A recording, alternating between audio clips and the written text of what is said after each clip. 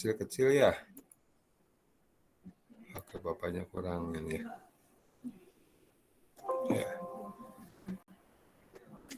Baik, Bapak tunggu untuk di-on-kan yang tanpa atau yang kalau tidak ada kendala. Man, kampus sudah off lagi ya, Man ya? Iya Pak, sudah ditutup lagi, daring lagi. Garing lagi ya. Ya, itulah ya, dinamika kehidupan kita sekarang karena bukan hanya kita ya, nampaknya ini global. Nggak tahu Bapak kurang perhatikan di globalnya gimana nih. Tapi Indonesia harusnya Jawa Bali barangkali ya yang fluktuasinya cukup mengkhawatirkan. Iya. Ya, sebentar ya.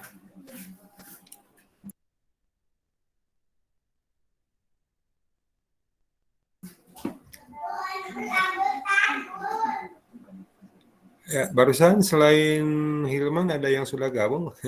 Patur, gimana? Patur, sehat Patur? Alhamdulillah Pak, sehat. Nah, syukurlah. Ya, Andika, gimana Andika? Sehat Andika? Alhamdulillah sehat. Ya, oke, setelah pada sehat ya. Ini nampaknya kita ada 30 yang sudah gabung. Ya. Tinggal 2 orang. Jangan lupa ya, itunya diisi ya, absensinya, atau kehadirannya. Dan Hilman nanti biasa mohon bantuan laporan kehadiran dan bukti kehadiran di meet kita ini gitu ya. Biasa sajalah bagian Hilman atau silakan Hilman nanti koordinasi menunjuk salah seorang kalau butuh bantuan. Tapi kalau bisa Hilman aja langsung ya. Ini udah pukul 7:13, Bapak tunggu 2 menit lagi ya kita mulai untuk meet-nya, ya untuk perkuliahannya. Mana yang lainnya loh? Hanya bertiga saja nih yang bisa on kan. Apa ada kendala? Wildan, gimana Wildan? Mendengar nggak suara Bapak Wildan? Iya Pak. Kenapa masih ada kendala untuk di on kan kameranya? Bisa Pak? Oke. Salma, gimana Salma? Ya Pak. Bisa ya, nah, tapi belum bisa on ya kameranya. Aurel, gimana Aurel? Halo Aurel. Ya Pak. Gimana suaranya? Mendengar nggak? Bisa Pak. Sehat Aurel, kok suaranya seperti tersenat-senat?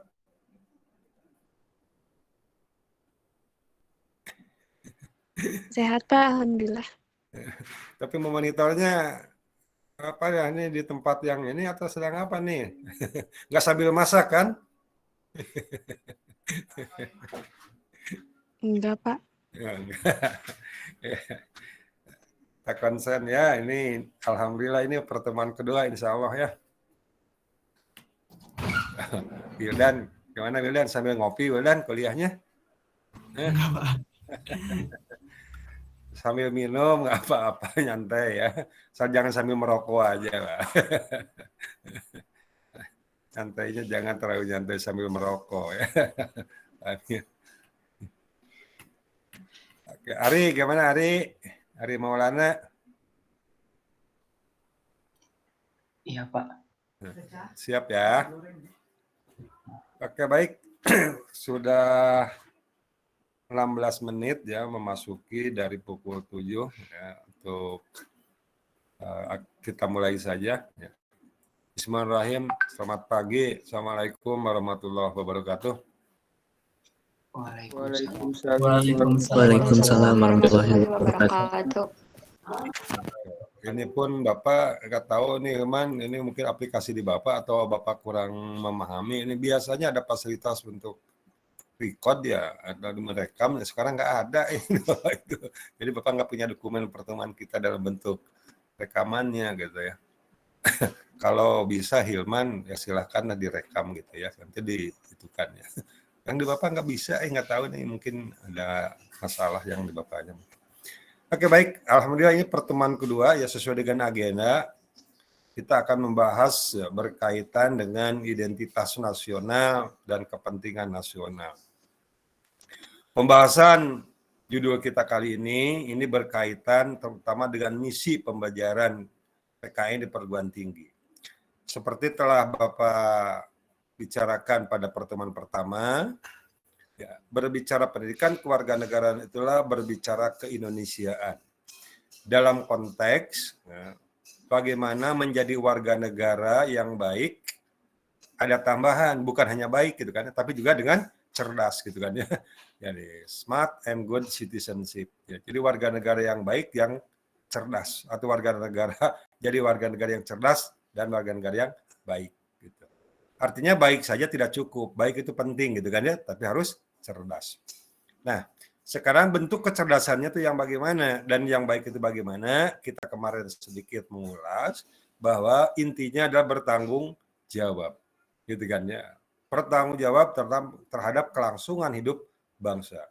Artinya apa? Wujudnya kalau kita mau menggunakan misi secara umum pendidikan kewarganegaraan adalah pendidikan intelektualitas dan juga berkaitan dengan pendidikan politik. Ya. Artinya apa? Bahwa kepedulian terhadap nasib atau permasalahan berbangsa ini dilandasi oleh objektivitas keilmuan.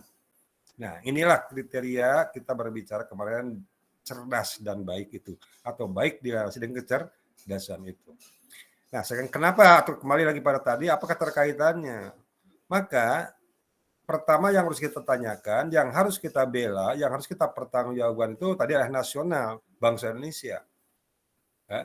Jadi bertanggung jawab terhadap kelangsungan bangsa dan negara Indonesia. Maka kata bangsa Indonesia, konteksnya itu bisa kita tinjau dari beberapa persepsi. Sekurang-kurangnya Bapak ingin mengajak mendiskusikan, kalau ada pertanyaan, siapa sih bangsa Indonesia yang harus dipertanggungjawabkan itu? Maka konteksnya adalah bangsa yang menegara. Artinya apa bangsa yang menegara? Bangsa yang menegara tidak boleh kita lepas dari kajian politik. Walaupun ada juga bangsa yang dalam arti kajian sosiologis, antropologis. Seperti kalau Bapak tanya, Wildan, dari mana Anda ya, bisa memahami bahwa Wildan sebagai bangsa Indonesia? Atau menurut Wildan, ya, Wildan ini disebut bangsa Indonesia apakah karena keturunan, ataukah karena keinginan Anda, gitu kan, misalnya, atau karena apa, gitu. Gitu kan. Kalau Bapak dari sisi namanya menduga Wildan Setia Nugraha, kelihatannya adalah orang Sunda, kan gitu ya? Betul nggak Wildan? Iya, Pak. Betul. Nah, kalau Wildan adalah sebagai orang Sunda, tapi juga tadi sekaligus sebagai bangsa Indonesia. Nah, apa perbedaannya Sunda dengan Indonesia dalam konteks berbangsa ini? Sehingga muncul kemarin ada persoalan orang Sunda marah gitu kan ya. Gitu misalnya ketika berbicara dalam konteks ya yang kemarin hangatnya Bapak sudah sampaikan itu. Nah, jadi maka perlu dipertanyakan oleh kita. Jadi siapa bangsa Indonesia ini? Apakah terkaitannya dengan kalau contohnya tadi Wildan dengan orang Sunda sebagai bangsa Sunda? Hilman orang Sunda. Boleh nggak dikatakan sebagai bangsa Sunda? Nah, terus kembali pada misi kita tadi, kepedulian berbangsa itu bangsa yang mana? Bangsa Indonesia atau ke bangsa Sunda? Atau ke orang Jawa, bangsa Indonesia atau ke bangsa Jawa? Orang Batak pun demikian. Nah, oleh karena itulah mari kita pahami dulu konteksnya siapa bangsa Indonesia. Dan inilah keterkaitan kita harus mengkaji identitas. Gitu kan ya? Kita tahu kan identitas itu berarti apa? Atur, kalau yang disebut identitas itu? Biodata diri, Pak. Jati diri gitu ya? Data diri. Kalau Bapak tanya, mana identitas Pak Tur sebagai ciri identitas? Kalau ditanya, Pak Tur punya identitas nggak? Punya, Pak. Punya. Mana buktinya? Dari apa? Bisa yang menyatakan identitas Pak Tur? Bisa dilihat dari sudah tercantumnya di KTP. KTP, oke. KTP, apalagi? Misalnya selain KTP? Kartu keluarga. Kartu keluarga, betul. Apalagi? Ya, SIM. Yang membuat identitas Anda coba. SIM mungkin ya? KTP, kartu keluarga, SIM, atau mungkin paspor, ya, dan lain sebagainya lah. Ya. Kartu mahasiswa juga kan, ATM ada identitasnya kan. Ya. Jadi saya kira kalau kita berbicara secara harfiah, nah identitas itu artinya memuat data-data jati diri kita, kan gitu ya. Nah kalau kita tanya untuk apa sih kita perlu punya identitas? Ya. Kok kenapa Hilman punya KTP gitu? Ardi punya KTP, dan kita semuanya yang sudah 17 tahun itu pasti punya diwajibkan punya KTP. Memuat identitas untuk apa sih? Nah, kalau tadi berbicara jati diri, artinya kan membedakan gitu kan ya, sehingga muncullah nanti jati diri itu juga lahir kepribadian. Siapa yang disebut dengan Muhammad Andika ya, nggak jelas nih sama bacanya nih, silau Andika ya, namanya Muhammad Andika, tapi kan di kelas ini namanya Muhammad juga ada Muhammad Ardi, ada Muhammad yang lain gitu kan. Nah, tapi Bapak sering tertukar ini Muhammad Andika atau Muhammad Ardi. Nah, maka Bapak harus mempunyai untuk membedakan itu apa, daya pembeda di antara itu apa. Kalau Bapak Hilman dengan Wildan sudah jelas namanya sudah beda gitu kan. Tapi kalau mau Muhammad Andika, Muhammad Ardi, kalau disingkat Muhammad A, nah kan sama-sama dua-duanya gitu kan. Ini sederhana nampaknya ya, tetapi sebetulnya justru identitas ini menjadi sesuatu yang penting ketika kita ya membicarakan tentang jati diri. Itu satu. Untuk itu satu hal. Nah, kemudian kembali kepada esensi tadi, ya, membicarakan identitas nasional di Indonesia. Nah, siapa bangsa Indonesia ini? Nah, berarti kita harus merinci jati diri itu. Kenapa? Karena nanti akan muncul seperti Bapak tadi tanyakan. Wildan itu orang Sunda. Bangsa Sunda bukan Wildan? Nah, bisa disebut bangsa enggak? Orang Bali disebut bangsa Bali dan lain sebagainya. Nah, oke. Nah, maksud Bapak adalah, jadi ketika kita berbicara nanya bangsa, maka bisa dilihat dari dua sisi itu sekurang-kurang. Bangsa Sunda Bapak katakan bangsa. Kenapa? Karena bangsa itu sekelompok manusia karena mempunyai identitas gitu kan ya, yang sama dalam sisi asal usul atau keturunan. Jadi ikatan sekelompok manusia mempunyai identitas yang sama karena diikat oleh kesamaan asal usul keturunan. Nah, maka lahirlah tadi disebut dengan bangsa Sunda, bangsa Jawa, bangsa Batak, bangsa Bali, bangsa Madura, dan lain sebagainya. Yang dalam bahasa kita disebut juga etnis. Gitu kan ya? Nah, yang diterjemahkan dalam bahasa Indonesia sekarang sudah diadopsi menjadi suku bangsa. Nah, sekarang kalau lagi sisi keturunan seperti itu timbul pertanyaan. Kalau saya keturunan Sunda dan lain sebagainya yang tadi adalah bangsa. Nah pertanyaannya siapa bangsa Indonesia? Siapa yang asal usul keturunannya bangsa Indonesia yang mana? Pernah mempelajari sejarah keturunan bangsa Indonesia asal usulnya? Atau kajian antropologisnya? Nah, pernah dulu ya ada literatur yang mengatakan bangsa Indonesia adalah keturunan Melayu gitu. Kira-kira benar nggak ya? Kalau kita lihat dalam realitas sekarang. Bapak pernah diprotes karena mengungkapkan itu oleh salah satu komunitas. Setelah Bapak renungkan, benar juga itu yang protes gitu. Kenapa? Bapak masih ingat. Nah, ketika dalam satu kelas, ya, itu ada anggota kelasnya itu adalah dari Papua. Ketika Bapak mengatakan bahwa bangsa Indonesia adalah berasal keturunannya dari bangsa Melayu. Protes itu malah. Kalau begitu Bapak tidak mengakui kami sebagai bangsa Indonesia. Kenapa? Kami orang Papua adalah bukan keturunan Melayu. Benar juga ya. Orang Maluku gitu kan. Ambon itu keturunan Melayu gitu? Bukan. Atau Bapak tanya Wildan tadi Sunda Melayu gitu benar? Walaupun kalau wah itu mah Melayu, sedangkan gus budaya Melayu. Melayu gitu. Dipertanyakan juga. Tetapi bahwa Melayu adalah melahirkan bangsa Indonesia, iya. Gitu. Nah, artinya, Bapak ulangi, yang maksud Bapak adalah bahwa ternyata bangsa Indonesia itu kalau berdasarkan keturunan itu ada permasalahan. Kenapa? Karena faktanya, realitanya bangsa Indonesia lahir dari berbagai asal-usul keturunan. Gitu. Ya, jadi kan Bapak contohkan tadi permasalahan pengalaman Bapak munculkan tadi itu. Itu saya kira itu realitanya. Nah, bisa menjadi masalah? Bisa. Justru inilah persoalan yang akan kita bahas. Nah, oleh karena itulah mari kita pahami konsep yang kedua dalam masa politis. Gitu. So kalau kata bahasa Melayu, dari bahasa antropologis yang tadi ya, juga akan ada sedikit sebab tidak konsisten tadi loncat. Nah, kalau kita tanya bangsa Indonesia kan tidak ada satu keturunan, benar nggak? Ya, tadi Bapak dengan bukti itu, tapi dulu kan saya mengatakan nenek moyangku orang pelaut, pelaut itu suku gitu, pekerjaan, profesi. Waktu kecil kan gitu ya, nenek moyangku orang pelaut gitu kan, kalau nyanyi gitu kan. Nah, itu nenek moyangnya orang pelaut, keturunan pelaut itu mah profesi, gitu. bukan etnis. Nah, terus bagaimana kalau Wildan, ya lagi-lagi contohnya Wildan favorit hari ini, karena Sunda jatuh cinta dengan orang keturunan Jawa. Ya.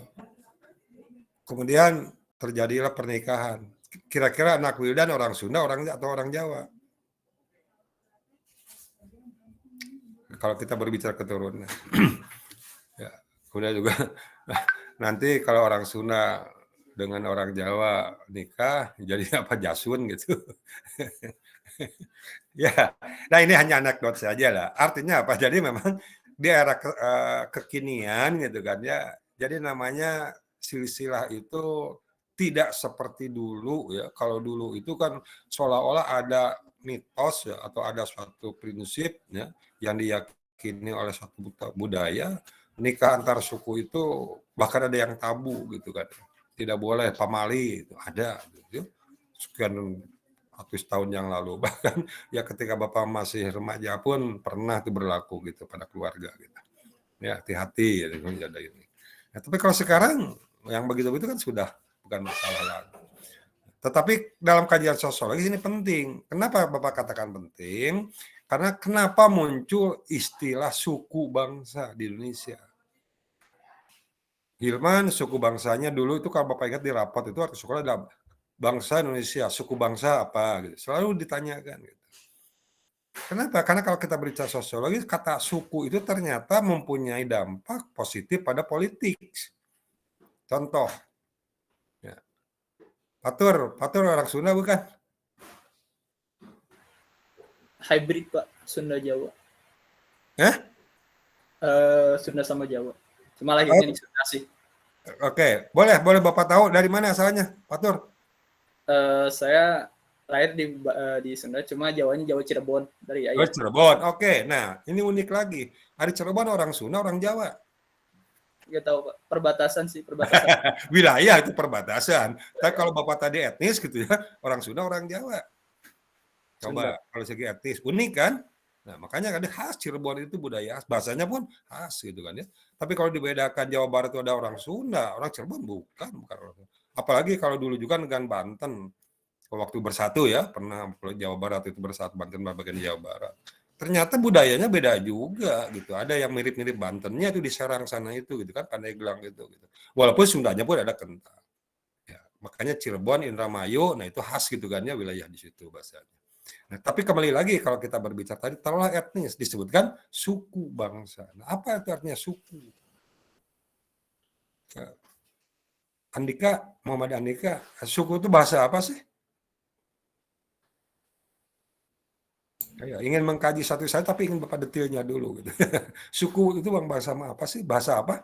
Istilah suku Indonesia bukan? bahasa Indonesia ya. Sekarang sudah adopsi jadi suku bangsa kan? Suku. Yeah. Nah, suku kadang-kadang dalam bahasa Jawa soko gitu kan ya. Penahan gitu kan ya. Nah, ada soko guru, bangunan mempunyai soko. Bahasa Sundanya suku kan? Bahasa Sunda ada kan suku kan? Apa artinya? Kalau suku itu apa? Kaki. Ya kan? Kaki, betul. Nah, jadi suku bangsa berarti kakinya bangsa. Dan ini terkenal dipopulerkan dulu oleh Bung Karno. Mengistilahkan kenapa dalam bahasa ilmiahnya, bahasa ilmiahnya adalah etnis. Gitu. Nah, artinya apa? Secara politis bahwa bangsa Indonesia terdiri dari berbagai suku. Artinya apa? Banyak kakinya. Peranan kaki itu apa tadi? Penyokong, penguat tegaknya badan kita. Lagi rame nih main bola, BRI. Liga BRI. Nah, sekarang ya, pengokoh kuat, memperkokoh keutamaan Anda pemain sepak bola kan kaki. Coba rusak kakinya, maka rusaklah pemain bola itu, rusaklah tim itu. Bangsa pun demikian analoginya. Maka bangsa itu perkuat, kalau ingin memperkuat satu bangsa, bagi bangsa harus memperkuat suku bangsanya. Perkuat kebersamaan kaki-kakinya. Nah, pengalaman kemarin membuktikan. Jadi salah satu persoalan yang bisa meletakkan ya, kekuatan bangsa Indonesia adalah rusaklah kakinya. Rusaklah sukunya. Rusaklah etnisnya. Adukan antara Sunda dengan Jawa. Adukan antara Sunda dengan Padang. Ya. Adukan antara Batak dengan Madura. Madura dengan Bugis. Dayak dengan Madura. Pernah kan kasus begitu kan? Ya, bagaimana kasus Madura dengan Dayak ya, tahun berapa rupa, tahun 20-an berapa lah. Atau 19-an sekian. Di Kalimantan Timur kan ramai kan? Ya. Di Bandung pun ramai itu pernah dulu. Antar suku Sunda ya agak ramai-ramai dengan keturunan Tionghoa. Tahun 73 hancur tuh kota Bandung. Nah belum lahir, tapi Bapak sudah sekolah di Bandung. Ingat itu. Ya. Dan bukan pula kita kasus ya kalau apa-apa itu isukan saja. Bahkan nanti akan meremes di selain suku masih Bapak juga adalah nanti berbicara dengan agama. Ya. Ya, tapi kembali lagi pada tadi, jadi memang munculnya istilah etnis di satu sisi ya, bukan istilah muncul istilah maksud, istilah suku dari etnis itu menjadi suatu kajian karena ini dalam kajian sosial nanti ada berkaitan dengan masalah politis. Makanya bangsa Indonesia kalau kita kembali lagi pada pertanyaan istilah bangsa yang menegara itu yang disebut dengan nasional. Ya. Jadi nasionalisme itu rasa kebangsaan itu memperkukuh nation. Apa nation? Yaitu bangsa yang menegara dalam bahasa Indonesia. Bangsa yang menegara itu apa? Yang diikat oleh kepentingan politik. Kata kuncinya tadi kepentingan politik. Apa itu kepentingan politik? Kepentingan bersama. Jadi suatu bangsa itu ya, bangsa yang menegara atau nation itu adalah ikatan kelompok manusia karena kebersamaan cita-cita. Ya. Walaupun latar belakang sosiologis, historis tadi adalah itu penting dibicarakan. Kenapa? Akan menjadi ciri atau identitas yang membedakan antara satu bangsa dengan bangsa yang lainnya. Jadi Bapak ulangi. Ya, jadi bangsa yang menegara itu konsep dasarnya adalah memperkuatnya adalah tadi konsep politis kepentingan. Tetapi jangan melupakan tadi historis sosiologisnya atau antropologisnya. Kenapa? Karena akan menjadi jati diri. Contoh, kalau Bapak tanya, Indonesia kita lihat tadi beraneka ragam. Tapi kalau kita tanya, hari orang Australia, bangsa Australia, maksud Bapak, ya keturunan mana? Amerika. Ya. Orang mana? Walaupun aslinya ada kan ya? Di Amerika Serikat itu Indian gitu kan ya. Di Australia itu apa? Lupa tuh sukunya itu apa? Etnis yang asli Australia tuh Aborigin, Pak. Aborigin. Ya, mirip dengan Papua kan ya? Mirip, bukan Bapak tuh itunya ya. Nah itu maksud Bapak adalah, nah tetapi yang muncul ke Amerika kan seolah-olah ada orang Eropa gitu kan ya, keturunan Eropa, Australia, Eropa kan gitu ya. Gitu. Tapi kembali lagi itu ada, tapi historisnya penting karena menjadi ciri khas. Kan Australia beda dengan Amerika ya, walaupun ada kemiripan keturunannya dari Eropa sana. Ya, dari Inggris konon katanya sebetulnya itu ya. Nah, Indonesia pun sama kalau kita kaji dari situ. Maksud Bapak adalah jadi ikatan karena kebersamaan cita-cita itu bisa dikaitkan dan tidak bisa lepas begitu saja dengan historis sosiologis karena akan menjadi jati diri. Oke, baik saya itu mengenai konsep identitasnya terlebih dahulu ya. Nah, sekarang mari kita berbicara keindonesiaannya ya. Dari mana ada PPT Bapak sudah mengirimkan PPT belum ya? Sudah rasanya ya? Belum Pak untuk yang minggu kemarin Pak. Ya? Belum Pak. Untuk pembelajaran PKN kita PPT belum dikirimkan? Belum Pak, hanya buku referensi saja. Oh, lupa kalau begitu. Nanti Bapak kirimkan setelah ini, Man diingatkan aja, Man. Ya, Baik Pak. tolong ya. Bapak kalau belum dikirim, Pak, apa tadi diingatkan aja ya. Bapak sudah menyiapkan kok ya. Hanya belum dikirim. Oke. Baik kalau gitu ya. Kita coba untuk menentukan materi yang akan kita bahas.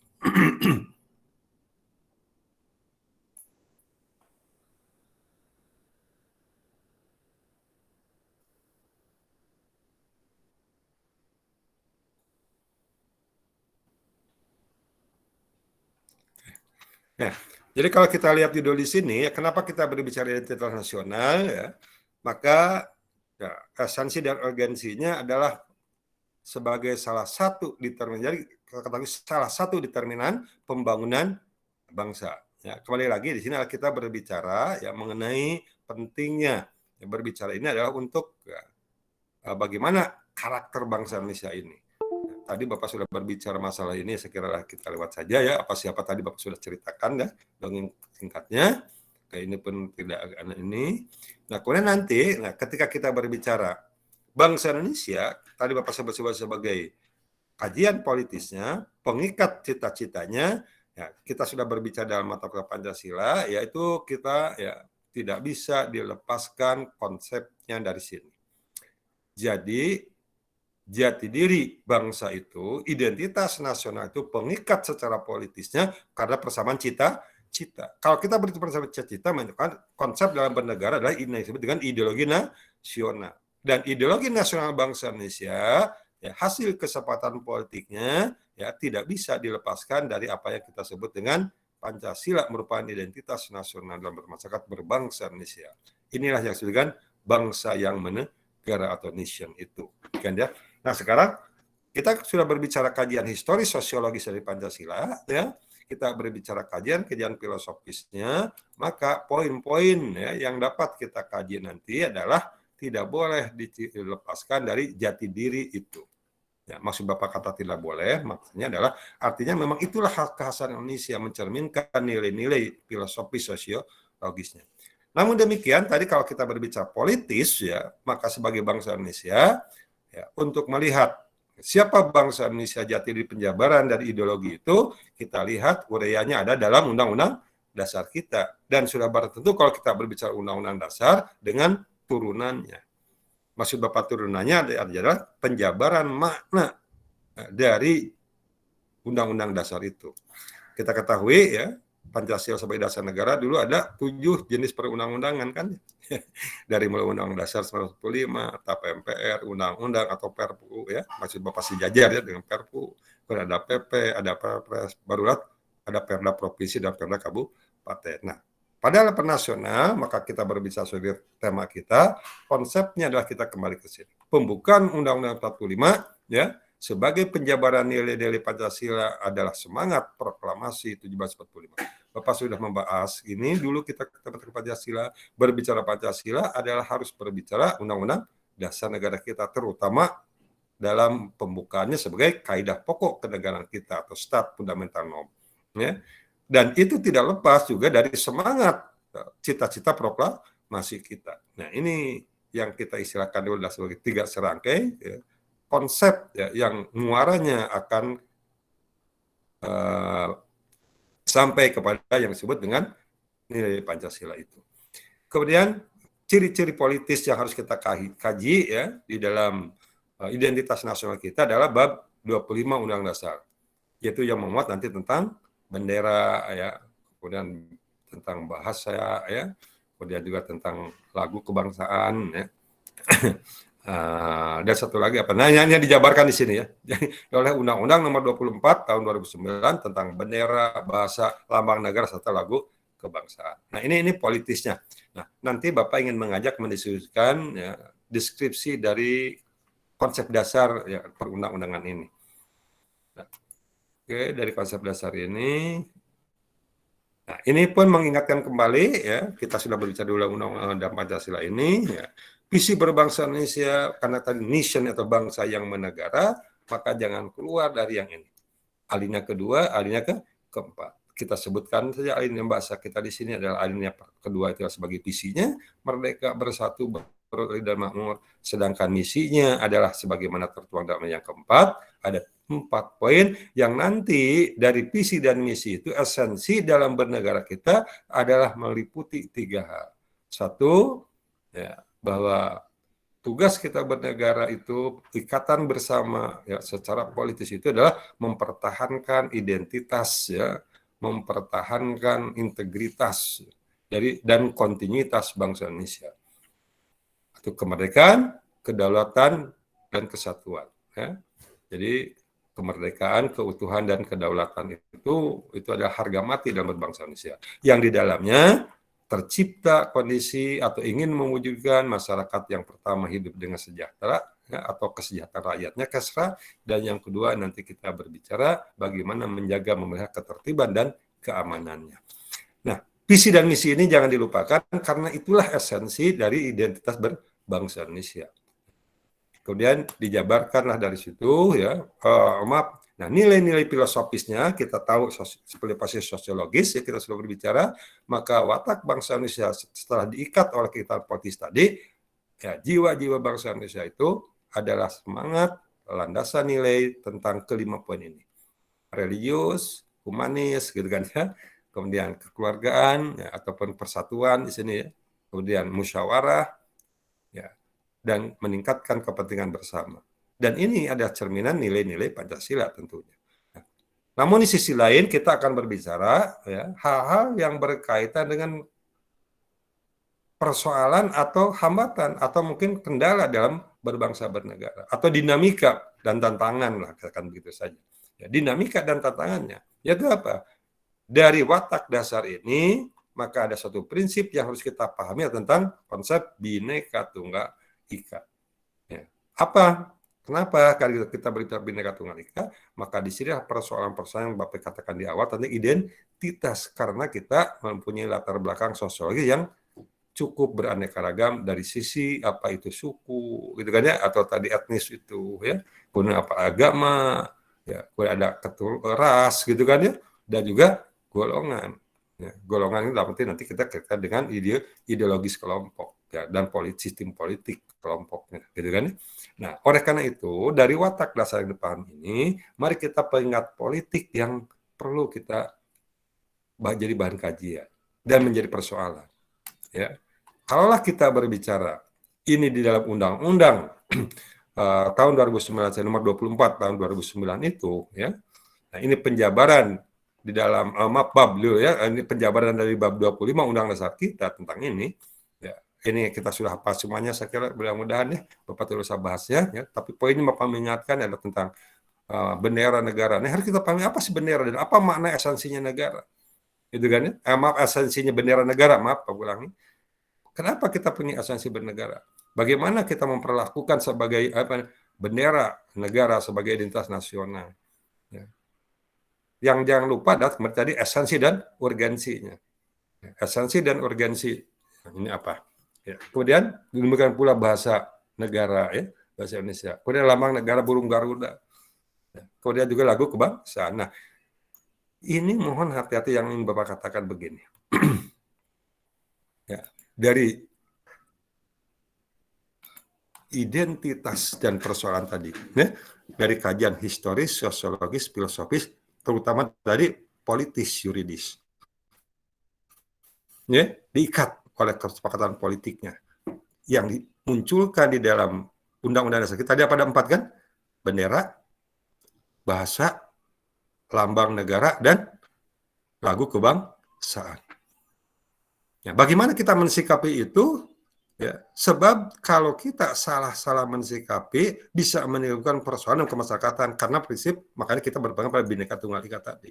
Keanekaragaman ragam dan berbagai hal itu. Contoh, Hilman, kalau kita upacara 17 Agustus atau upacara hari besar dalam keadaan normal ya, dalam keadaan normal. Anda hormat pada bendera. Apa esensinya hormat di sana? Anda memperlakukan sebagai bendera, Anda harus hormat gitu. Apa esensi hormat di sana? Pak, menghargai bendera yang emang diperjuangkan gitu oleh pahlawan-pahlawan kita sebelumnya. Oke. Menghormati perjuangan pahlawan kita. Itu ya? Oke, baik. Kalau menurut nah ini Bapak tuh ingin sambil mengecek. Salma, dengar nggak Salma? Halo Salma. Dengar, Pak. Oke. Pertanyaan yang sama kepada Hilman tadi. Apa jawaban Salma? Kalau Salma Kalau Salma juga mikirnya gitu untuk menghormati jasa para pahlawan dan perjuangan mereka untuk bisa ngibarin bendera dulu gitu. Oke. Sekarang Bapak, mari kita kembalikan pada tadi salah satu determinan ya pembangunan identitas bangsa dan karakternya tadi ya. Kenapa sih kita atau apa implikasinya dari hormat bendera? Tadi ada menghormati jasa pahlawan. Karena pahlawan kita dulu konon katanya sampai berani mati itu membela untuk berkibarnya merah putih gitu kan ya. Bagaimana kita cerita Surabaya ya peristiwa 10 November ya. Merobek warna birunya menjadi merah putih ya sampai dia berani nunggu di situ kan. Bagaimana dulu katanya Fatmawati ya sebagai seorang istri Presiden Soekarno yang menyembunyikan bendera gitu kan dirobek dulu baru dijahit lagi gitu kan ya dalam kisah-kisah sejarah itu. Nah, tetapi implikasi buat kita sekarang apa? Menghormati itu, menghormati para pahlawan dengan jasa-jasa untuk menjadikan bendera merah putih itu. Implikasinya apa? Ya, silakan Salma. Dilanjut. Apakah cukup saya memang menghormati pahlawan yang dulu gitu, jasa pahlawan apa begitu? Nah, sekarang apa kalau kita konteks kekinian sebagai bangsa Indonesia? Mungkin untuk ini juga Pak sebagai peringatan buat kita biar kita juga tuh bisa mempertahankan kemerdekaan kita terus ngebuat negara kita lebih maju juga.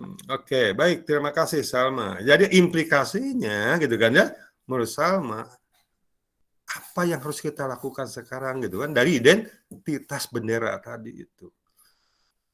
Bahwa pahlawan kita sampai rela berkorban hanya gara-gara tanda petik ya kata istilahnya itu ya mempertahankan identitas inilah kami bangsa Indonesia. Karena dengan pengorbanannya itu tegaklah negara kita, maka dengan tegaknya negara kita bisa mengisi kemerdekaan itu dengan apa yang menjadi tugas yang seperti tadi katakan di awal itu. Kepentingan atau visi dan misi berbangsa itu. Karena dari identitas sebagai salah satu determinannya mengisi pembangunan kita, karakter bangsa kita ini. Ya, jadi jangan sampai kita terjebak, maksud Bapak adalah ketika Anda hormat bendera seolah-olah lupa pada esensi dan substansinya. Jadilah pemahaman kita hormat bendera menghormati seperti kita hormat pada orang tua. Ya. Hormat dalam pengertian itu adalah seolah-olah menjadi sesuatu yang perlu diagungkan gitu. Bahkan ada yang menafsirkan sampai menjadi musyrik kalau Anda hormat bendera. Pernah ada kasus itu kan? Ya. Karena apa? Karena kita terjebak pada kepentingan tidak pada esensi dan urgensi dan parameter tadi. Ya, sebagai salah satu ya dimensi ya untuk parameter kita membangun kebangsaan kita ini. Jelas maksud Bapak ya? Atau kita misalnya begini, kadang-kadang kan menyanyikan setelah lagu Bangsa Indonesia Raya gitu kan ya, demikian apa tadi kedudukannya tadi kan, nah yang 4 tadi itu ya identitas. Kadang-kadang ada lagu wajib, Padamu Negeri. Masih ingat syairnya Padamu Negeri? Apa bagian kalimat terakhirnya? Padamu negeri, jiwa raga kami. Sebelumnya, padamu negeri kami berjanji. Padamu negeri kami berbakti. Sampai jiwa raga kami untuk negeri. Mari kita berbicara esensi pada konsep identitas yang tadi. Jati diri sebagai parameter untuk membangun karakter bangsanya. Jadi bukan berarti mengabdikan diri ini semuanya untuk negeri, segala sesuatu hidup mati untuk negeri, lupa pada esensi. Sebetulnya kalau kita berbicara esensi nilai-nilai Pancasila ketuhanan adalah untuk siapa hidup ini.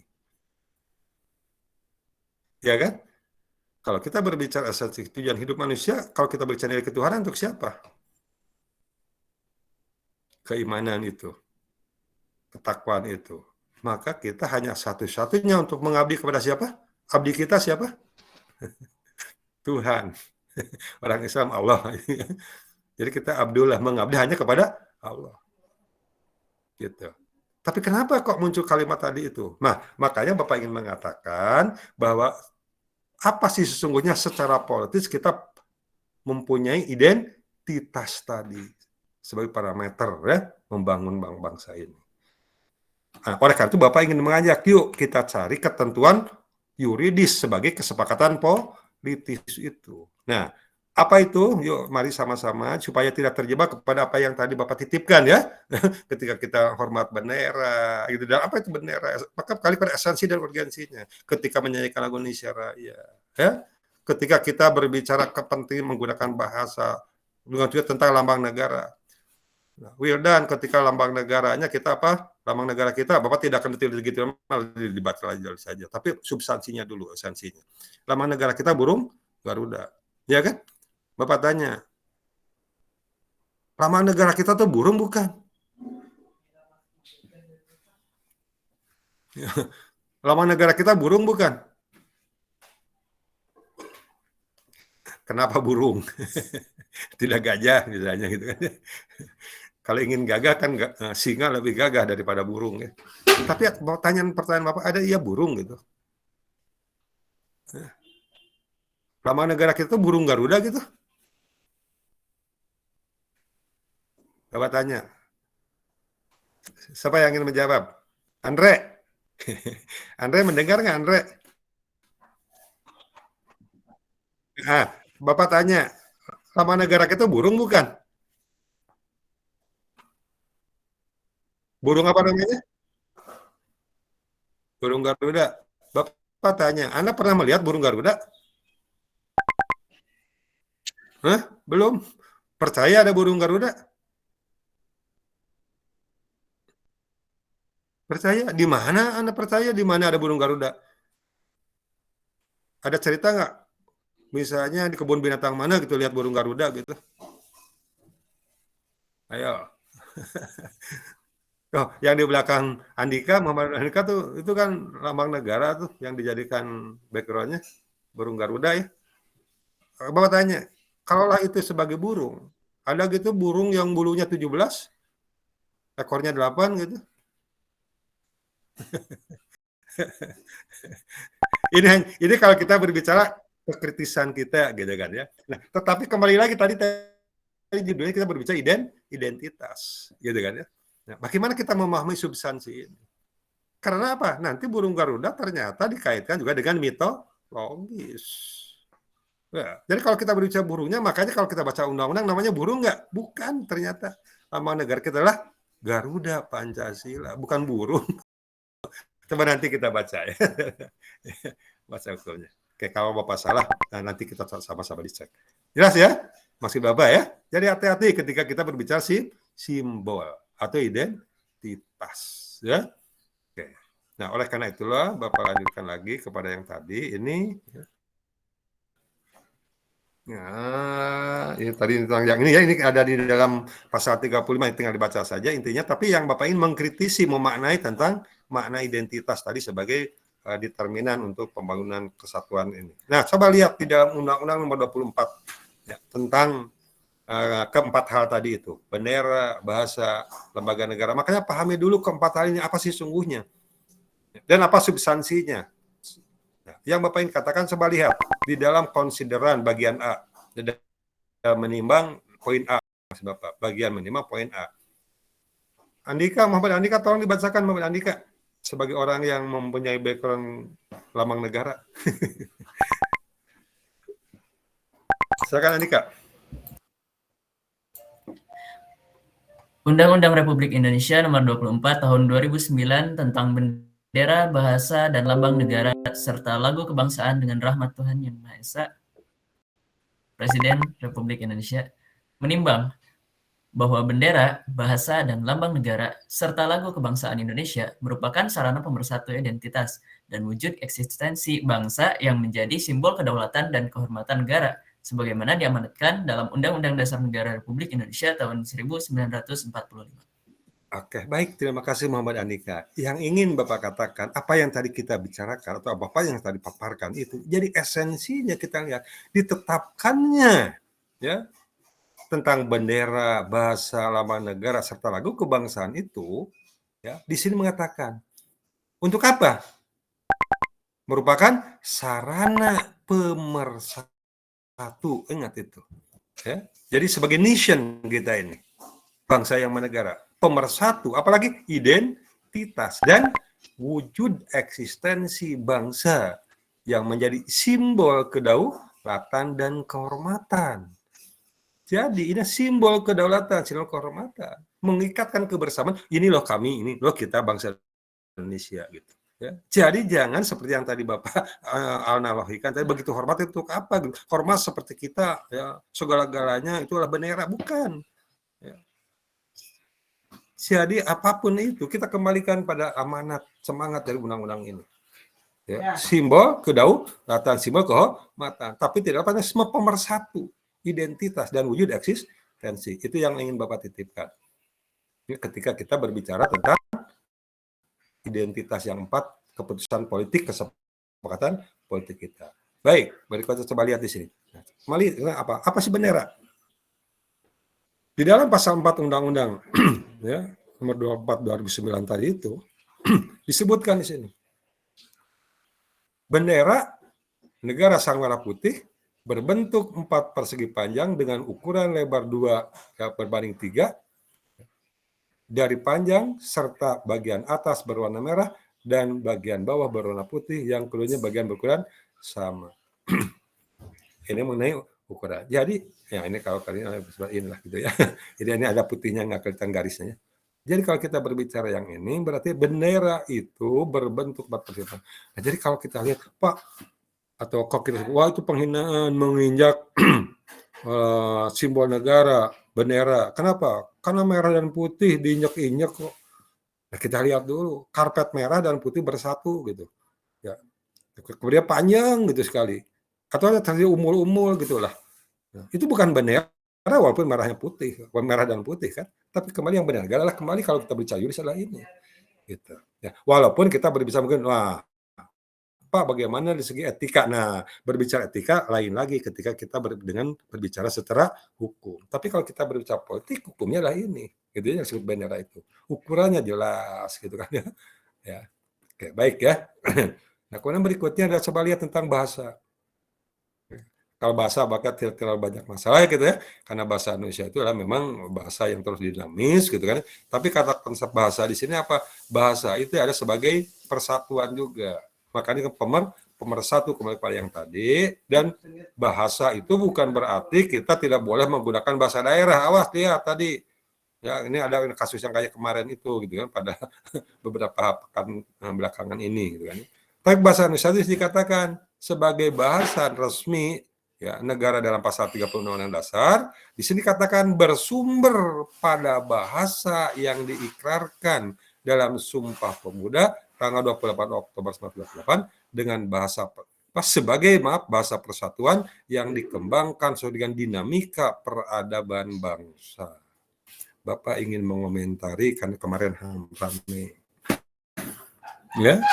Jadi bahasa Indonesia itu adalah tadi bersumber kepada apa? Semangat Sumpah Pemuda. Dan kalau kita baca Sumpah Pemuda, ingat kajiannya, bahasa Indonesia itu apakah disebut satu-satunya bahasa di Indonesia gitu? Enggak kan? Kalau ketika Sumpah para Pemuda kita itu apa? Coba yang ketiga itu.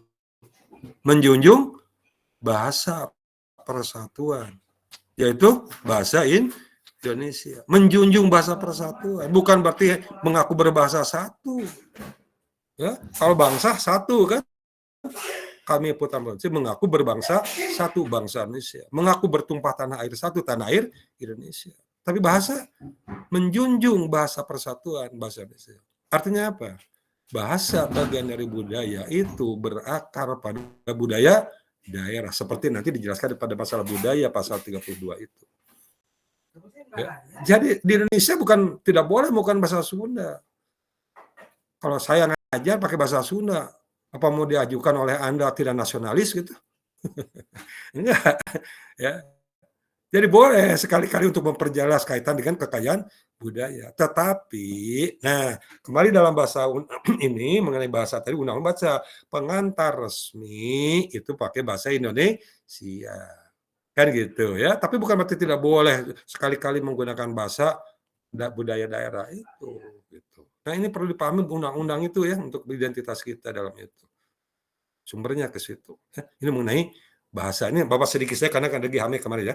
Walaupun secara yuridis dia tidak salah juga. Karena Pak dia sebagai anggota DPR menyampaikan kritikan boleh. Namun kembali lagi pada etika. Ini sosiologis lagi-lagi ya. Jadi kita tidak bisa hanya semata-mata yuridis. Jadi dalam kehidupan kita itu tidak bisa berbicara melepaskan etika. Jelas ya? Oke, baik. Itu yang kedua tadi Pak tentang bahasa. Berikutnya baru sampai jam 8 ya sebentar. Ya, ini tidak kalah pentingnya lagi. Nah, ini tadi mengenai bahasa ya. Sekarang coba lambang negara. Itu apa lambang negara ini?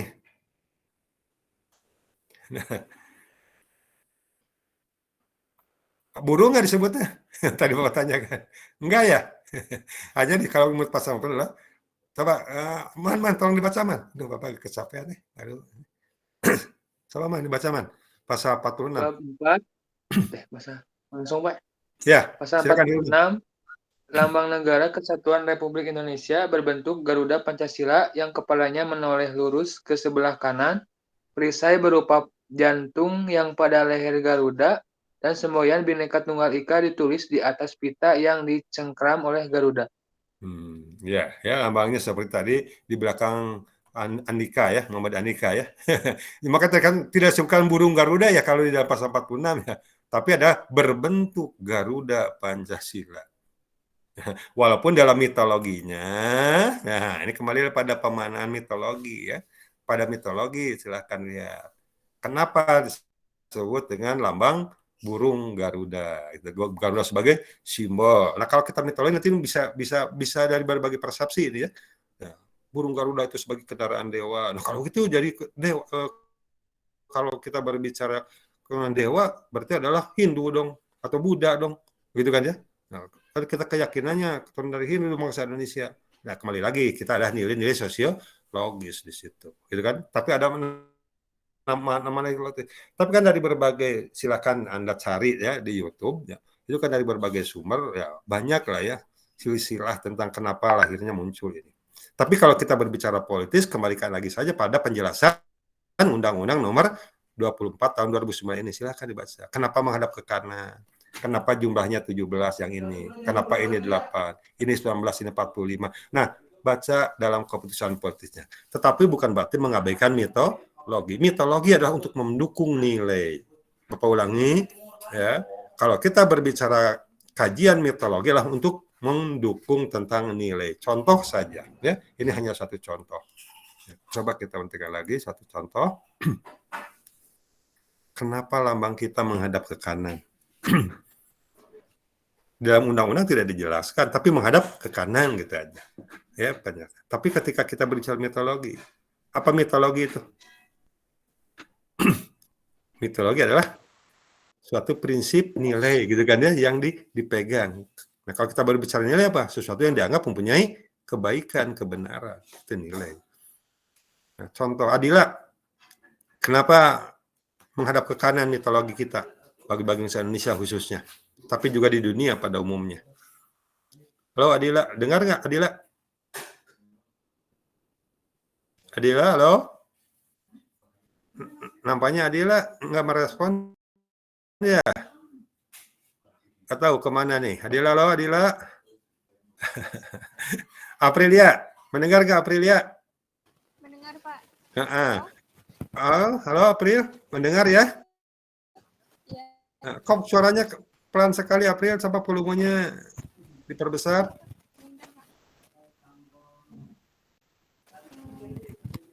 Halo, Pak. Udah, Apakah sudah kedengaran.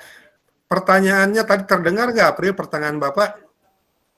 Maaf, Pak, udah agak lupa, Pak. Agak lupa, baru beberapa detik ya. Begini, April, Pak. tadi Bapak katakan bahwa memanai sesuatu itu ada kajian yuridis, ada kajian sosiologis ya, atau antropologis. Nah sekarang tadi lambang negara kita kan Garuda Pancasila ya menurut bahasa undang-undangnya. Ya. Kemudian di sana harus menghadap ke kanan. Nah sekarang secara sosiologis itu ada mitologinya. Kenapa menghadap ke kanan?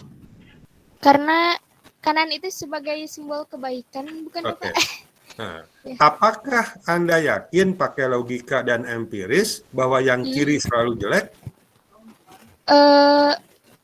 Kiri itu identiknya ke paham yang menyimpang gitu, Pak, lebih ke menyimpang. Tapi kembali lagi mengerti pertanyaan Bapak. Kalau tadi Bapak memahami apa yang dikatakan Aprilia, bahwa kanan itu simbol identik dengan kebaikan, gitu kan ya? Iya. Nah, tapi pertanyaan Bapak adalah, apakah yang kiri itu selalu jelek? Tidak juga, Pak. Nah, kalau kita berbicara logika dan kenyataan kan tidak juga kan? Iya. Betul nggak? Betul.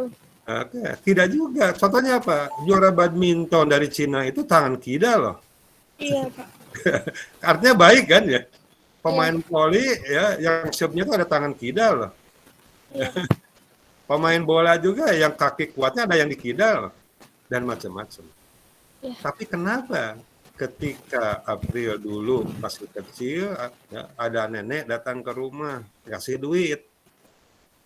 Nah, kemudian oleh April diambil pakai tangan kiri. Kok mamahnya marah?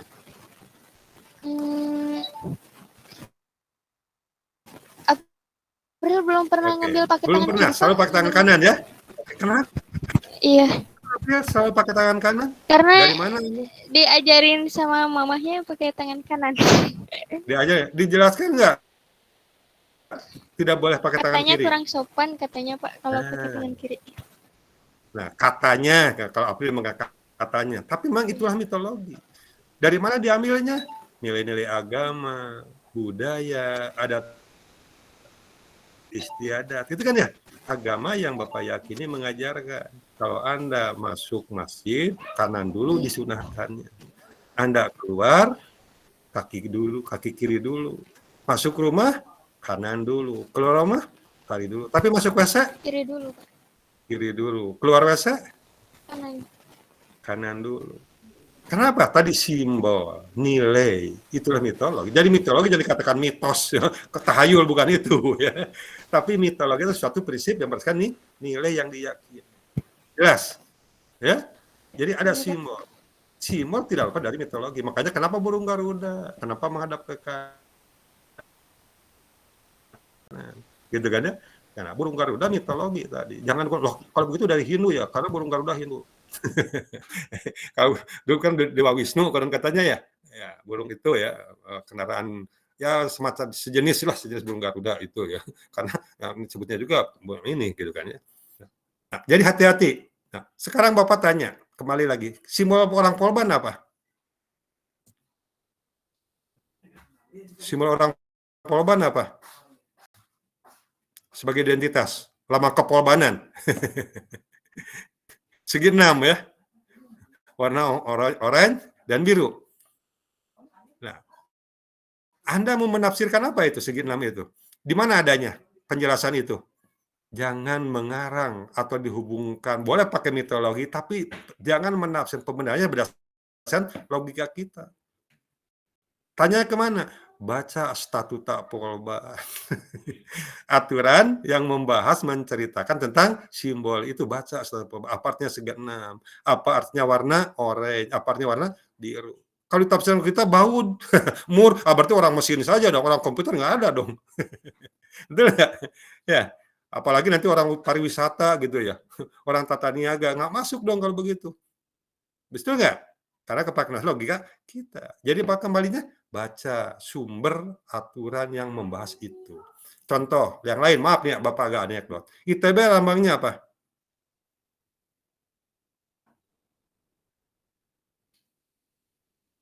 Pak Tur, ITB lambangnya apa? Gajah Pak kalau nggak salah. Apa? Gajah. Gajah. Gajah duduk ya?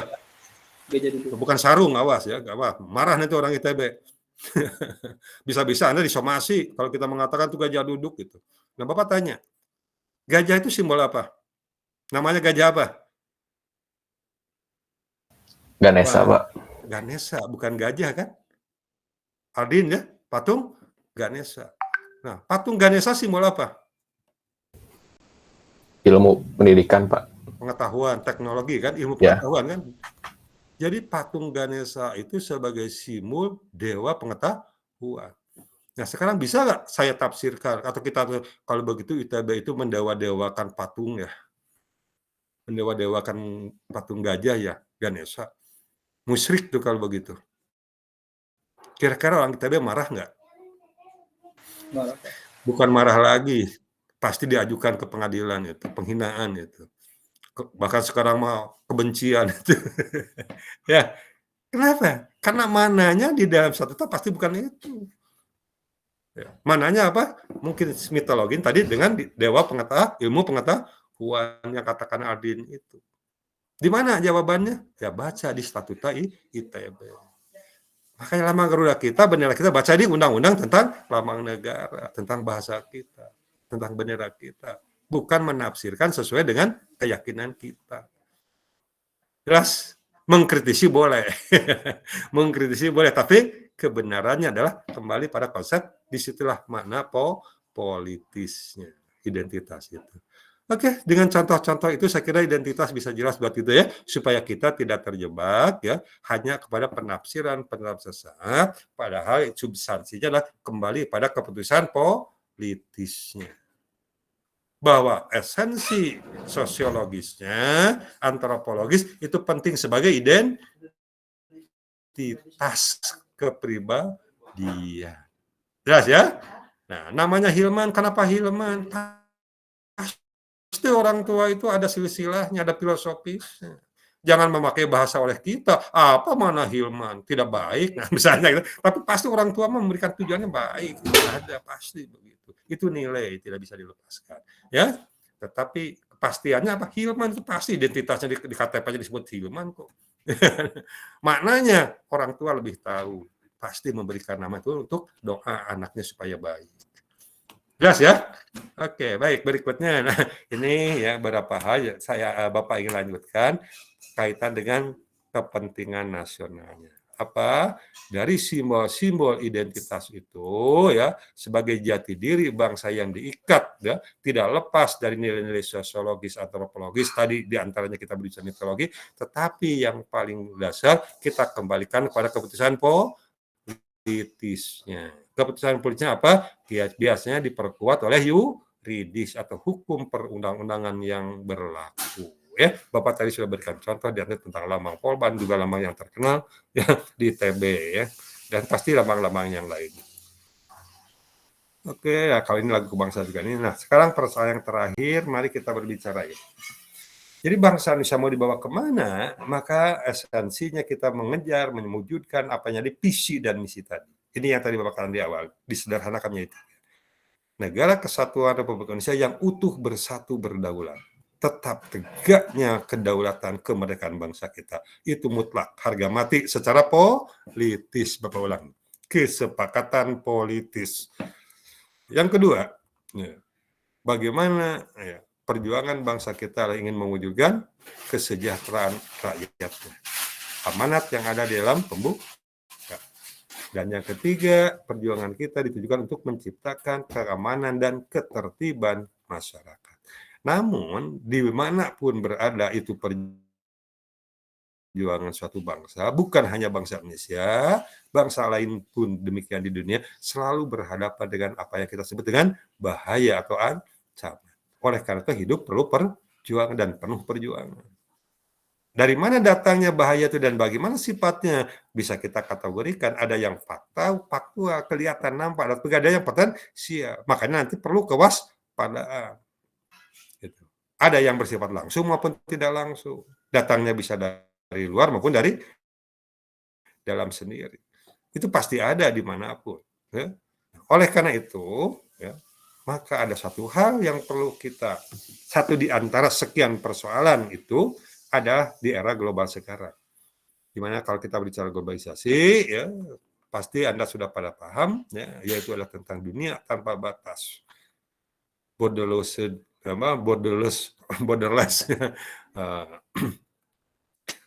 gitu, dunia tanpa batas. Kemudian juga di mana perkembangan ya, teknologi khususnya informatika yang sedang Anda geluti sekarang itu adalah begitu masifnya.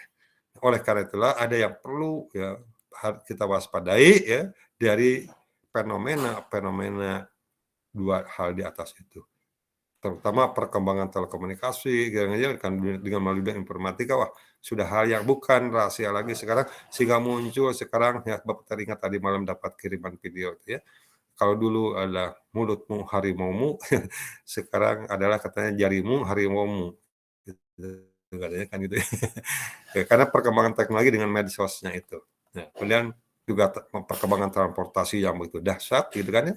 Ya, juga perkembangan pariwisata dan ini akan berdampak kepada hal-hal yang berkaitan dengan persoalan budaya. Nah, oleh karena itulah ini Bapak titip yang oh iya, Hilman terima kasih tentang pembentukan kelompoknya. Nah, semua kelompok nanti kita akan mengkaitkan pembicaraan masalah ini dengan pembahasan, ya, pembahasannya nanti detailnya pada pokok-pokok bahasa. Tapi intinya kita akan mengkaji bentuk kepedulian kita ini, Bapak ulangi, bentuk kepedulian, ya, rasa tanggung jawab kita dan kontribusi kita sebagai mahasiswa yang disebut warga negara yang baik dan cerdas itu mengkaji ini. Persoalan berbangsa dewasa ini. Tadi bisa dikatakan datang dari luar, bisa dari dalam. Nah, kalau kita identifikasi, ya, dari luar itu apa? Dikategorikan secara garis besar ada 3 hal. Melalui perkembangan global yang tadi yang ini, ya. Tetapi bahaya yang kita waspada terhadap ini. Yang pertama, Wildan bisa dibacakan dan Bapak bantu. Tadi siapa tadi? Bisa, Pak? Ya, silakan. Ancaman terhadap bangsa Indonesia dewasa ini. Dari luar, 1. Dominasi ideologi dan politik terhadap bangsa Indonesia. Yang kedua, eksploitasi ekonomi terhadap negara dan bangsa Indonesia. 3. Penetrasi budaya asing. Dari dalam, yang ke-1, kerusuhan akibat kesenjangan sosial ekonomi. Yang kedua, pemaksaan kehendak oleh golongan tertentu. Yang ketiga, pemberontakan bersenjata akibat pembangunan yang tidak merata, dan lain-lain. Oke, baik. Terima kasih, teman-teman. Ingat ya, coba kita camkan ini dulu. Kita ini sebagai rujukan kita bersama persoalan di dalam perkuliahan kita 1 semester ini. Ya. Tadi ancaman atau bahaya ya terhadap eksistensi kehidupan bangsa kita, itu nanti akan tinggal dari berbagai sudut pandang pokok bahasanya ya. Nah, tetapi insya Allah hari ini, kalau lupa Bapak ingatkan lagi, kirim gitu ya katanya. Tapi buku wajib tetap ya. Nah, persoalan tadi dari luar maupun dari dalam. Tapi ingat dari luar dan dari dalam itu akan saling berpengaruh, mempengaruhi, ya, interdependensi, ya, interrelasi interdependensi. Tapi perlu kita identifikasi kategorinya. Apa tadi Wildan? Pertama, apa ancaman pertama? Dominasi ideologi politik dan asing terhadap bangsa Indonesia. Di era global dunia tanpa batas, maka sistem politik di luar negeri yang terjadi seolah-olah wajib ada di Indonesia dewasa ini. Tanda petik, seolah-olah wajib. Contohnya apa?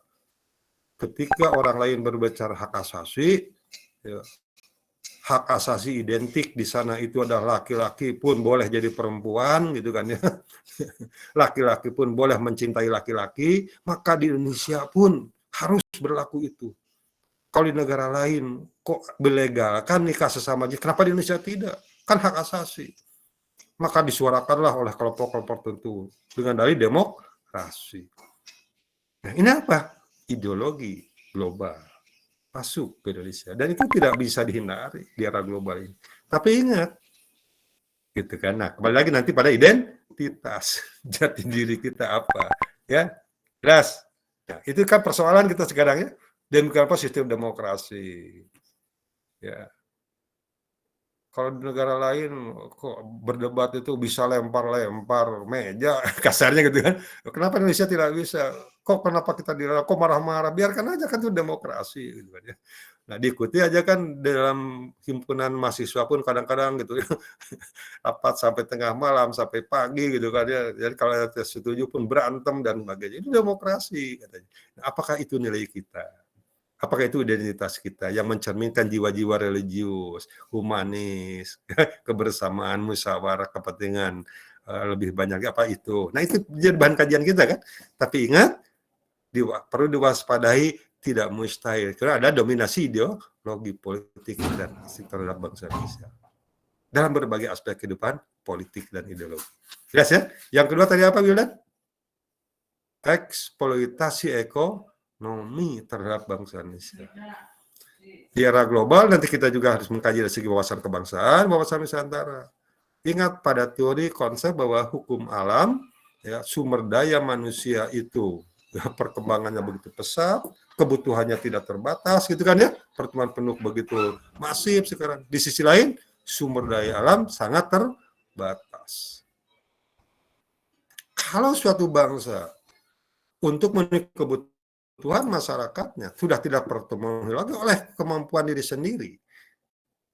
Apa tugas kepala negara? Apa tugas pemerintah? Maaf, secara keseluruhannya di situ. Apakah membiarkan rakyatnya tidak makan karena sudah habis?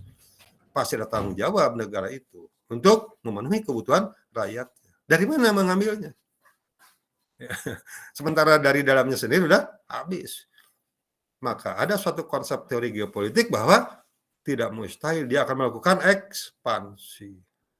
Perlu diwaspadai kita masih kaya nih ya, masih banyak kan ya untuk sampai hari ini. Tetapi yang memakannya hanya untuk bangsa Indonesia. Bangsa-bangsa lain sudah tergiur karena mereka sudah kekurangan, habislah. Akhirnya apa? Yang ngambil dari Indonesia dong. Caranya bagaimana? Nah ini caranya kan tidak mungkin lagi mencuri terang-terangan kayak zaman dulu gitu, zaman sekarang ya. Mungkin menggunakan politik, ya, menggunakan budaya, menggunakan era global, ya, dunia tanpa batas. Ya, dengan prinsip perdagangan bebas, liberalisasi ekonomi dan macam-macam, investasi. Ya. Makanya jangan aneh kalau besar-besaran mengirimkan tenaga kerjanya ke Indonesia. Lama-lama ya itulah. Tapi intinya apa tadi yang waspadai? Eksploitasi ekonomi terhadap bangsa Indonesia. Digali habis-habisan. Jelas? Itu persoalan yang kedua. Yang ketiga apa? Wilan? Masih ingat nggak yang dibacakan oleh Wilan? Penetrasi budaya asing. Ya, penetrasi budaya asing. Ya. Bahwa tidak setiap budaya asing jelek, tidak ya. Teknologi yang Anda geluti sekarang, informatika itu kan asal-usulnya dari luar gitu kan. Ya kita kembangkan, kita pelajari gitu kan ya. Karena itulah positif. Tapi dampak negatifnya jangan ditanya. Banyak hal yang tidak perlu didiskusikan sekarang, tapi nanti diskusikan saja. Apalagi kalau sudah berbicara budaya-budaya yang lainnya juga. Nah, antara politik, ekonomi, ideologi, budaya ya, itu saling membaur, saling mempengaruhi, bercampur, ya. Sehingga apa? Bisa saja nanti dampaknya kepada dari dalam negeri itu. Apa contohnya?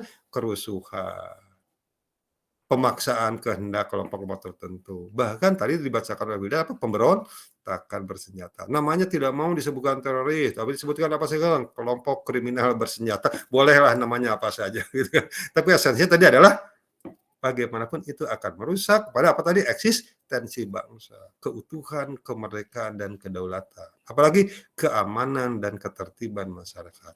Lebih jauhnya lagi Pak, kesejahteraan masyarakat. Kembali lagi pada kepentingan nasional yang terganggu. Oke, saya kira cukup sampai di sini udah 8:25. Kecapean Bapak. Man, tolong diingatkan kalau Bapak kelupaan nih, bisa langsung pindah channel. Bapak pernah channel nanti ke kelas lain, ini terlupakan untuk mengirimkan. Ya, nanti diingatkan saja kalau ini ya. Bapak T ya. Oke. Baik, saya kira itu saja untuk hari ini. Gimana, ada komentar, Bangga? Oke, Prasetya, Bangga. Silakan Muhammad Andika. Baik, bismillahirrahmanirrahim. Pak, saya izin bertanya. Ya, Jadi kan tadi dibahas simbol negara itu ada 4, Pak. ya. Ada Menurut Undang-Undang Nomor menurut 24 ya undang-undang 2009 ya. Ya, kan lanjut. ada burung Garuda Pancasila, Lambang negara adalah negara Garuda adalah Pancasila. burung Garuda, terus lagu kebangsaan Indonesia Raya, Ya, bahasa negara bahasa Indonesia, sama satu lagi bendera. bendera merah putih kan. Ya. Tapi kan kemarin sempat ada yang ramai itu Pak, katanya presiden itu simbol negara. Menurut Bapak bagaimana? Oke, nah baik. Jadi ketika kita berbicara simbol gitu kan ya, itu kan tadi ada intinya identitas ya. Nah, dalam batasan bahasa tertentu, makanya tadi kita merujuk kepada Undang-Undang Nomor 24 2009 yang menjadi keputusan politik karena terletakkan dalam bentuk perundang-undangan. Simbol bernegara kita ada yang menjadi simbol ya berbangsa kita ada 4. Tapi apakah presiden juga simbol juga? Tapi mana simbolisnya? Artinya gini, bahwa kedudukan presiden itu bukan semata-mata seperti masyarakat biasa, karena mempunyai kedudukan sebagai simbol di sana. Artinya apa? Menghina kepala negara ya itu bisa dikenakan pidana. Tapi bukan berarti menghina kepada Muhammad Andika tidak kena pidana, bukan itu. Tapi beda kedudukan hukumnya. Kenapa? Ada nilai-nilai simbol kenegaraan. Gitu kan ya? Contoh, ya kalau kita berbicara ada hak prerogatif. Gitu kan ya? Karena dia sebagai kedudukan, tanda petik ya, istimewa sebagai simbol negara. Gitu ya. Nah, DPR simbol negara juga. Gitu kan ya? Karena dia ditetapkan lembaga-lembaga negara itu, atau lembaga-lembaga negara itu bukan sebagai simbol negara juga gitu ya. Karena apa? Karena dia mempunyai kedudukan tanda petik keistimewaan secara politis bernegara. Itu maksudnya ya.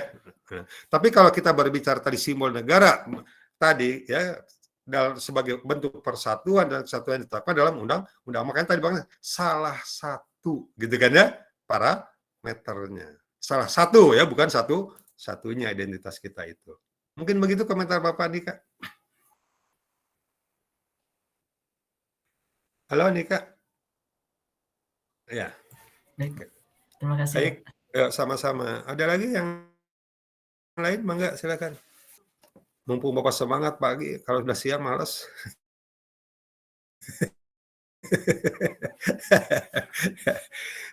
Jadi kita baru semangat-semangatnya kemarin datang ke kampus ya, tiba-tiba harus ini lagi ya. Ya udahlah, itulah dinamika ke depan kita. Kita jalani saja, tetap menjaga prokes ya. Di kelas kita belum ada yang terkonfirmasi, itu kan mudah-mudahan tidak ada lah. Ya. Karena Bapak dengar juga nih ada keluhan dari teman-teman ya, di kampus pakai masker gitu, tapi pulang keluar dari kampus bebas juga bergerombol di kafe katanya. Wah, ini ngeri juga gitu kan ya. Nah, jadi seolah-olah kita pakai prokes itu menekan prokes itu hanya karena takut aturan kampus gitu kan ya. Tapi kalau di kos-kosan gitu di situ berkeliaran bebas aja. Nah, ini ngeri juga memang akhirnya ya. Bahkan ada juga yang terang-terangan di pendopo juga ya dilepas juga lah gitu. Jadi mari kita tanamkan bahwa prokes ini adalah bukan semata-mata takut karena aturan gitu kan ya, tapi memang kebutuhan. Ya memang tidak gampang ya, karena kita sudah 2 tahun sih lebih ya. Ajar. Ya, jadi udah jenuh ya kayaknya kita ini. Di samping juga ada nuansa-nuansa ya kadang-kadang berbau politis lah ya. Nah, ini juga menjadi tantangan ya dalam kebersamaan kita sebagai bangsa. Tapi marilah bagaimanapun upaya wajib dilaksanakan, ya, tapi tidak lepas dari semangat spiritualitas kita sebagai bangsa yang beragama ya, untuk berdoa terus ya, semaksimum yang kita bisa lakukan. Oke, saya kira itu saja. Terima kasih. Jangan lupa kalau ada yang belum mengisi absennya. Man, ditunggu Man. Biasa. Ya, nanti di akhir ya. Itu untuk fotonya ya, foto screenshot kita dan gitu. Baik, terima kasih. Assalamualaikum warahmatullahi wabarakatuh. Waalaikumsalam. Waalaikumsalam.